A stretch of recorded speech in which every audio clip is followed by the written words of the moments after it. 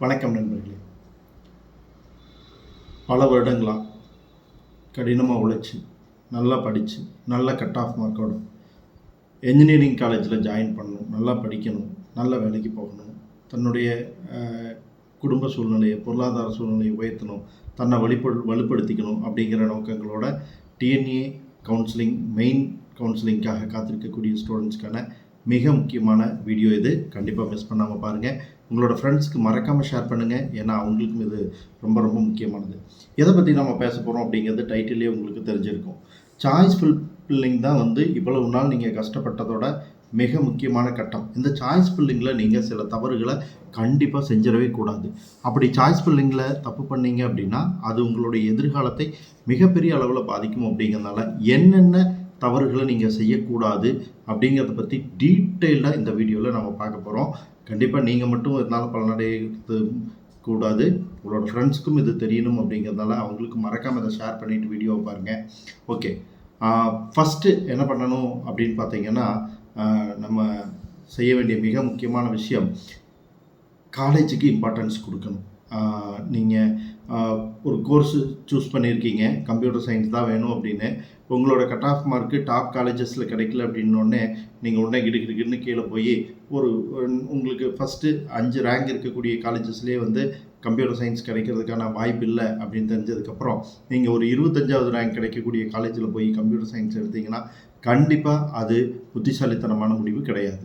அதனால் காலேஜுக்கு இம்பார்ட்டன்ஸ் கொடுக்கணும் அப்படிங்கிறது ரொம்ப ரொம்ப முக்கியம். ஸோ டாப் காலேஜஸாக இருந்ததுன்னா உங்களோட பிரான்ச்சஸை கொஞ்சம் ஆல்ட்ரு பண்ணுறதை பற்றி யோசிக்கலாம்.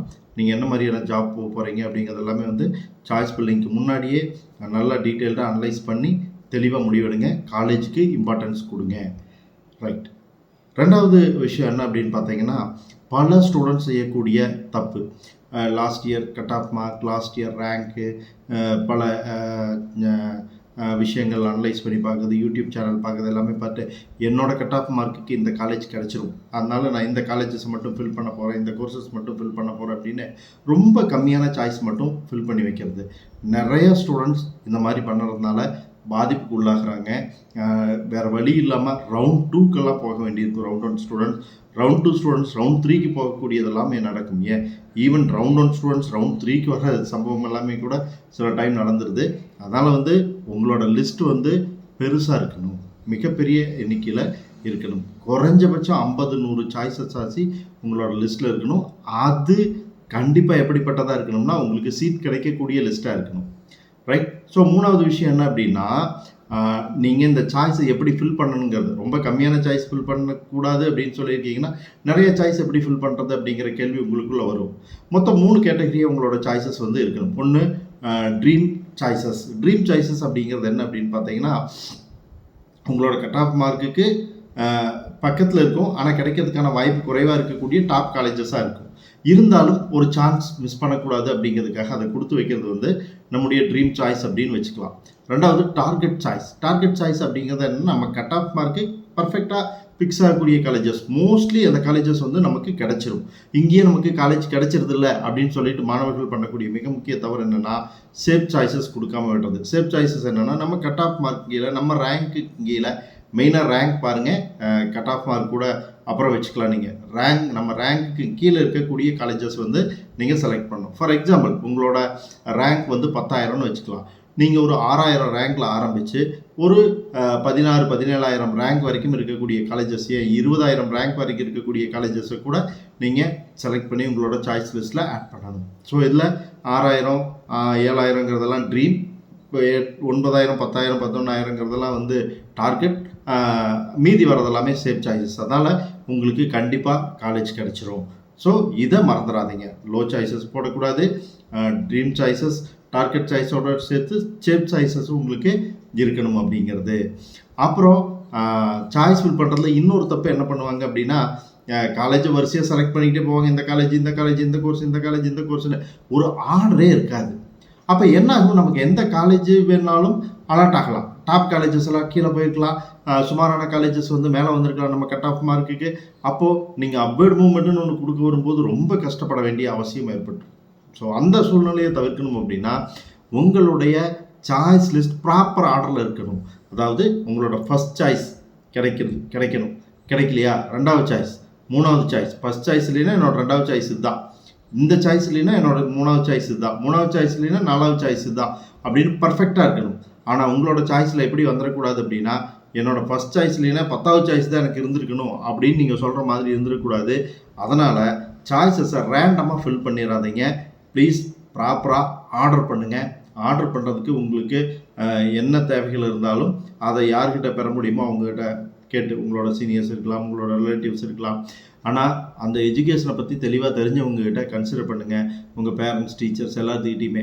யாரோ சொன்னாங்க, ட்ரஸ்ட்லேருந்து கால் பண்ணாங்க, என்னை இந்த காலேஜ் போட சொன்னாங்க, ஃப்ரீ ஸ்காலர்ஷிப் கிடைக்குதுன்னு சொன்னாங்கன்னெல்லாம் போட்டு வச்சிடாதீங்க. ரைட். அப்புறம் என்னென்னா, நீங்களாம் அசியூம் பண்ணிக்கிறது, என்னோட கட் ஆஃப் இப்படி இருக்குது, என்னோட ரேங்க் இப்படி இருக்குது, அதனால் எனக்கு இந்த காலேஜ் கிடச்சிரும் அப்படின்னு சொல்கிறது. இந்த தப்பையும் நீங்கள் செஞ்சிடக்கூடாது. போன வருஷத்தை கட் ஆஃப் மார்க் ரேங்குக்கு க்ளோசிங் கட் ஆஃப் என்ன இருந்தது, போன வருஷம் க்ளோசிங் ரேங்க் என்ன இருந்தது அப்படிங்கிறது எல்லாத்தையும் பார்த்து தான் உங்களுடைய சாய்ஸை நீங்கள் ஃபில் பண்ணணும்.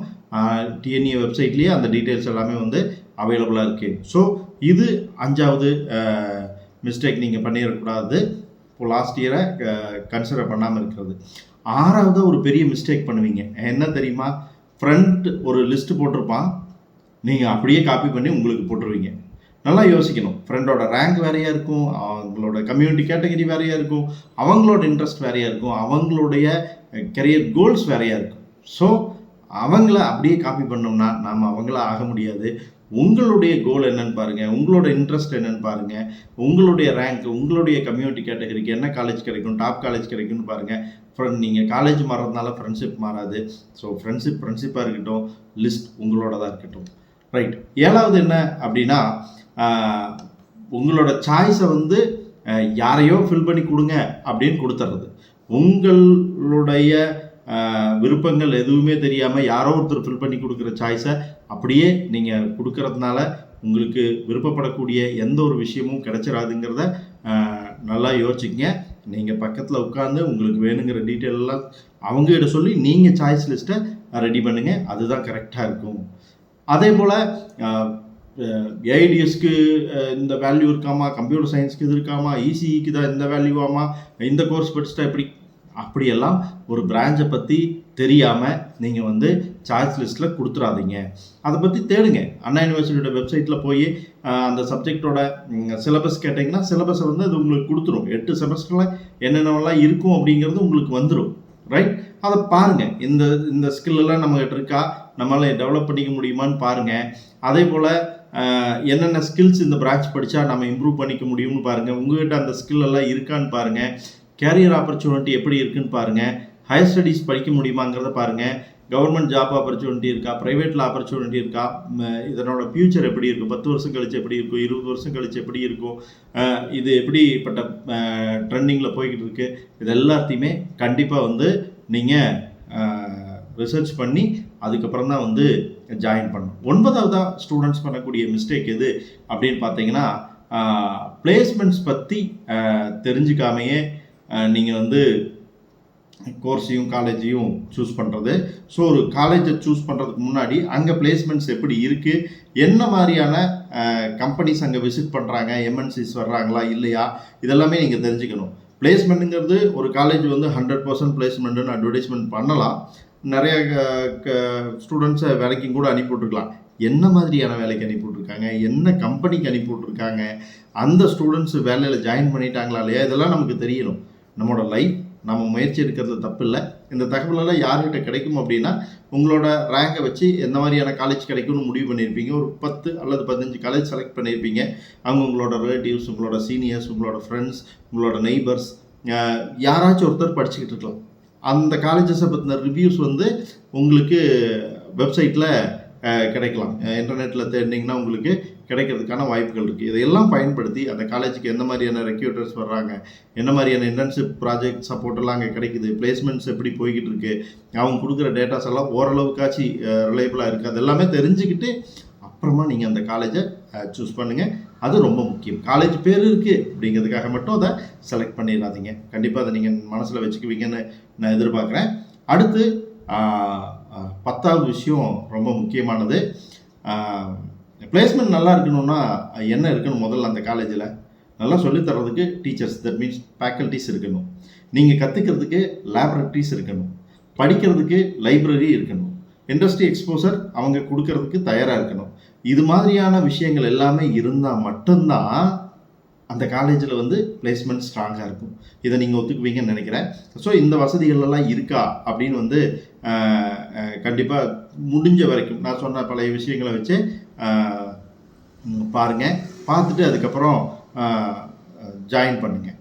அடுத்த விஷயம் நீங்கள் செய்ய வேண்டியது காலேஜ் எங்கே இருக்குது அப்படின்னு தெரிஞ்சுக்கிறது. நிறைய பேர் இந்த விஷயத்த கவனிக்காமையே என்ன பண்ணிடுறாங்க அப்படின்னா ஜாயின் பண்ணிடுறாங்க. ஜாயின் பண்ணதுக்கப்புறம் ரொம்ப வருத்தப்படுறாங்க. ஐயோ இதை நான் முதல்லையே யோசிச்சிருக்கலாமே அப்படின்னு.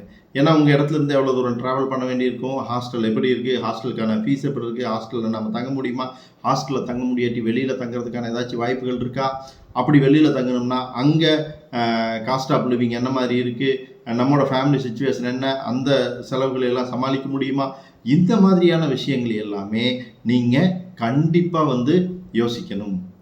அதே போல் ஒரு காலேஜ் வந்து தேவையான அக்ரெடிட்டேஷன் எல்லாம் வந்து வாங்கியிருக்கா அப்படிங்கிறதையும் வந்து நீங்கள் செக் பண்ணிக்கணும். 13வது விஷயம் ரொம்ப ரொம்ப ரொம்ப ரொம்ப முக்கியமான விஷயம் ஹாஸ்டல். பல ஸ்டூடெண்ட்ஸ் வந்து காலேஜுக்கு போயிட்டு ரொம்ப வருத்தப்படுறது, இங்கே சாப்பாடு சரியில்லை, எங்கள் வீடு மாதிரி இல்லை, எங்கள் வீட்டில் இருக்க பெட் வசதி இல்லை அப்படின்னு வருத்தப்படக்கூடிய ஸ்டூடெண்ட்ஸ் நிறைய பேர் இருக்கீங்க. ஹாஸ்டல் வசதி ரொம்ப ரொம்ப முக்கியமானது. ஹாஸ்டல் எப்படி இருக்குங்கிறது தெரியணும். அங்கே சாப்பாடு என்ன மாதிரியான சாப்பாடு இருக்குதுங்கிறது தெரியணும். வெஜ்ஜா நான்வெஜ்ஜா என்ன மாதிரி இது பண்ணுறாங்க, காலேஜ் அந்த ஹாஸ்டல் வந்து எந்த அளவுக்கு சேஃப்டி இருக்கும், இன்டர்நெட் வசதி இருக்கா, காலேஜிலேருந்து வீட்டுக்கு போகிறதா இருந்தால் டிரான்ஸ்போர்ட் வசதி இருக்கா, இது எல்லாமே நம்ம வந்து கண்டிப்பாக தெரிஞ்சு வச்சுக்கணும். ஸோ இந்த 13 விஷயங்களும் ஃபஸ்ட் பார்ட்டில் உங்களுக்கு சொல்லியிருக்கேன். அடுத்த ஒரு 12 முக்கியமான விஷயங்கள் இருக்குது. அடுத்த வீடியோவில் அதை பற்றி நம்ம பார்க்க போகிறோம். கண்டிப்பாக அந்த வீடியோவையும் பாருங்கள், உங்களோட ஃப்ரெண்ட்ஸ்க்கும் ஷேர் பண்ணுங்கள். வீடியோ பிடிச்சிருந்தா சப்ஸ்கிரைப் பண்ணுங்கள், லைக் பண்ணுங்கள், ஷேர் பண்ணுங்கள். Bye friends.